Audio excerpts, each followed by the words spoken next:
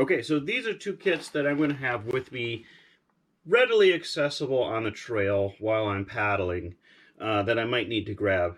So the first is a cat hole kit, and what I have in here is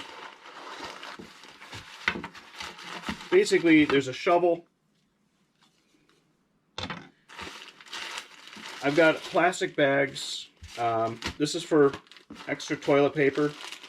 I've got toilet paper itself in a flattened roll. You can take the tube out and then flatten it and then keep it in a bag. I've got hand sanitizer. And then for if there's females on the trip, then I bring some aspirin or acetaminophen aspirin with tin foil and then other small bags. So then feminine products can be wrapped up in the tin foil with a crush of aspirin. And that's something particularly handy in bear country.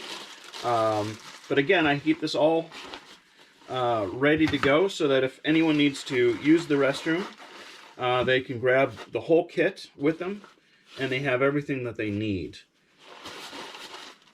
The next thing is then the water kit. So this is kind of a padded cube to help protect the housing of the filter.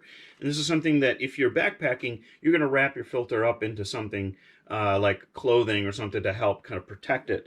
But if I was to drop my pack or drop the filter and crack that housing, that could make make for a very bad day, for a very bad week, if I'm relying on my filter. So in my filter kit is the dirty water hose bag. So this is all the water that's the clean water hose bag. So this is everything that needs to stay clean and sanitized away from the dirty hose that's going to go into the water and be potentially contaminated. Then I have the pump itself. So just a simple hand pump with the filter in there, of course. I have a spare filter and oil for lubing. And then I have some coffee filters. So I can wrap a coffee filter around the pre-filter to help protect it from getting clogged.